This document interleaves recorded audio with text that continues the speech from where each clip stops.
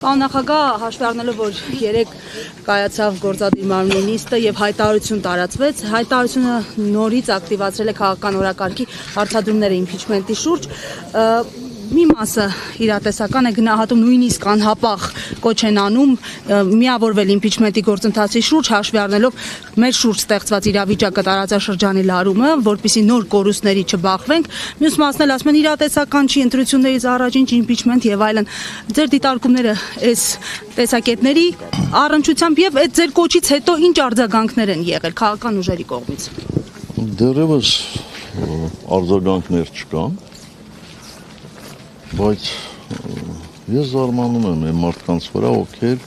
մշտապես փորձել են, հիմա էլ են փորձում իմպիչմենտը հակադրել ընտրություններին։ 10 անգամ ասել ենք, հիմա 11-րդ անգամ ասում։ Անկախ որևէ հանգամանքից, իմպիչմենտ լինի թե չլինի, ընտրություններ լինելու են։ Դրանք հերթական ընտրություններ են, որ կարող են հետաձգվել միայն ու միայն այն եզակի դեպքերից, այդ դեպքերին ես չանդրադառնամ, էլի։ Մեր որոշումը, մեր հայտարարությունը միասնության մասին է։ Մենք ասում ենք, որ իմպիչմենտը նաև ճգնաժամ հանգուցալուծելու գործիք է։ Եկեք փորձենք, իսկ եթե ասում են չի լինի, հիմա ինչ փորձենք եւ այլն, ու իրենք նմանվում են ամենայն հավանականությամբ այսօրվա Հայաստանի կառավարիչներին, ովքեր ասում են, դե մենք թույլ ենք Ադրբեջանին չուզմա տանք։ Դե չեն ուզում, մենք մեր ուժերի սահմաններում փորձենք իրականացնել։ Պարոն նախագահ, այս համատեքստում եւս մեկ ճշգրտում, քանի որ դեռևս հայտնի չի դարձել ձեր մասնակցել չմասնակցելու հանգամանքը ընտրություններին ձեր ուժի, այս իմպիչմենտի գործընթացը ավելի կմոտեցնի ձեզ մասնակցելու հեռանկարին, թե չմասնակցելու, թե ինչից է կախված, ինչ ընտրությունների պրոցեսներից է կախված։ Եթե խոսքը գնում է մեր ընտրությունների մասնակցելու մասին,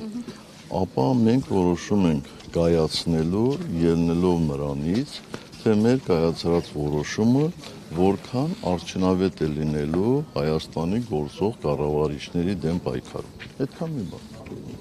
Պարոն նախագահ, եւ տարածաշրջանում կատարվողի վերաբերյալ թեև առիթներ ունեցել ենք արձանագրումներ անելու ձեր մտահոգությունների վերաբերյալ, բայց տեսնում ենք, որ լարվածությունը ավելի է, այսպես գնալով Սաստկանում, նույնիսկ ավելի մեր սահմաններին մոտ կատարվում են գործողություններ։ Համարժեք է արդյոք այսօր իշխանությունների արձագանքը, քաղաքական գործունեությունը, պահվածքը, հայտարարությունները, թե անախրոնիզմ կա։ Դեք բոլոր պարագաներում իրոք մեր հարևանությամբ ռազմական գործողություններ են տեղի ունենում եւ որևէ մեկը չի կարող կանխատեսել, թե այդ գործողությունները ինչպես կազդեն մեր իրավիճակի վրա։ Ուստի ես կարծում եմ, որ գործող իշխանությունները լրջորեն պետք է մոտենան այս հանգամանքին, իսկ նրանց լրջությունը պետք է բնութագրվի համարժեք պահվածքով։ Ես այդպես պահվածք չեմ տեսնում։ Պարոն նախագահ, այսօր սպառապետ Վազգեն Սարգսյանի ծննդյան օրն է, նախ ինչպես եք գնահատում այս տարիները առանց Վազգեն Սարգսյանի ֆիզիկական ներկայության, որտեղ այդուհանդերձ նրա գաղափարախոսությամբ շարունակվում են սերունդներ դաստիարակվել եւ Սասուն Միքայելյանը նշում է, որ սպառապետ Վազգեն Սարգսյանին սպանեցին, խփեցին այնպես, ինչպես փորձում էին Նիկոլ Փաշինյանին խփել։ Ես չգիտեմ, որ մասով եմ արմունի մտածում այդպես խոսողը անկախ անձնավորությունից, բայց անհնար է ուղղակի իմ պատկերացումների, իմ մտածելակերպի մեջ անհնար է համեմատել երկու այդպիսի անձերի, երկու այդպիսի գործիչների։ Իսկ այո, Վազգենը ֆիզիկապես չկա, արդեն երկար տարիներ չկա, բայց Վազգենի երազանքը, Վազգենի դիրքորոշումները այսօր շատ մարդկանց մեջ է ապրում եւ վստահ եմ, որ այդ մոտեցումները, այդ դիրքորոշումները շատ երկար դեռևս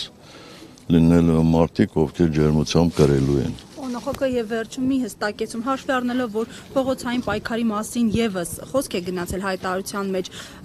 արտաքին քաղաքական կոնսենսուսի պայմաններում, իշխանությանը աջակցելու պայմաններում, այդ գաղտնաձերծված նամակներ խնդրագրերի պայմաններում, ինչպես է գնահատում փողոցային պայքարի արդյունավետությունը, հնարավոր պայքարի արդյունավետությունը։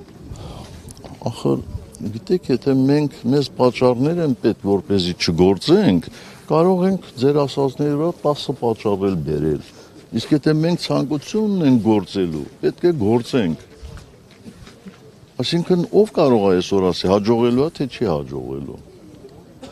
Այդ մոտեցումը ինձ համար տարօրինակ է եւ անընդունելի։ Պարոն Սարգսյան եւ Թաթոյանի հայտարարությունների վերաբերյալ, հա, նա կարծես նախկին նախագահներին, այսպես ասած, թիրախավորել է, ինքը ասում է, որ որևէ մեկի հետ կապ չունի նախկինների հետ, սակայն իշխանությունից ասում են, որ նա եղել է ՀՀԿ-ի պաշտպանը, երբ եղել է ՄԻՊ-ը,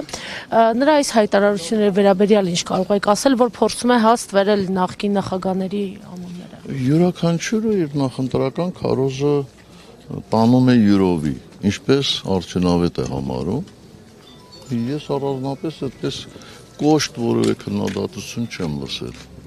Բայց Թաթոյանի հետ որևէ կապ ունեք համագործակցություն, այսինքն քաղաքական համագործակցություն։ Ոչ, որևէ համագործակցություն քաղաքական չունեմ։ Եվ չեմ ունեցել։ Պարոն նախագահ, դուք ժամանակին ասել եք, ես չեմ պարտվել սրանց, ես պարտվել եմ շատ ավելի ուժեղ մարդկանց, շատ ավելի մեծ ուժերի, բայց չեք նշել, թե կոնկրետ ինչ ուժերի եք պարտվել։ Նշել եմ, այդ հարցազրույցը նայեք այնտեղ նշվածը։ Հնարավոր է, որ Նիկոլ Փաշինյանն էլ է պարտվել ավելի մեծ ուժերի, ոչ թե դրապաշտական նպատակներ է ունեցել, ինչպես նրան է Արցախի հարցում եւ ինքը ասում է մենք հաղթել ենք։ Չէ, դե դուք այդպես չեք կարծում, չէ՞։ Իհարկե չեմ կարծում, ոչ թե պարտվել է, այլ կապիտուլացվել է։ Իսկ ինքը Արտաքին ուժերը չէին կարող մեզ կապիտուլացնել։ Իսկ ինքը ինչ դերակատարություն անեցել, որ այսինքն ինքը օգնել է, որ դուք պարտվեք։ Չէ, ես չեմ ասում ինքը դերակատարություն չի ունեցել, բայց իր ուժը, իր ջանքերը բավարար չէին, որպեսզի իշխանափոխություն լիներ Հայաստանում։ Շատ է համացանցում քննարկում Նիկոլ Փաշինյանի պերաշկի ուտելը, կուկուրուզ ուտելը, դա արդյոք երկրի առաջի դեմքի էթիկայի նորմերի խախտում չէ եւ դուք երբևէ մենք ձեզ, երբ եղել եք երկրի առաջի դեմքը, ձեզ եւ նախկիների նման իրավիճակներում չեք տեսել։ Ձեր կարծիքը։ Չեք տեսել, ուրեմն դուք պետք է որոշեք որն ավելի ճիշտ, մեր պահվածքը թե այս պահվածքը։ Ես կարծում եմ արդեն բոլորը գնահատականները տվել են։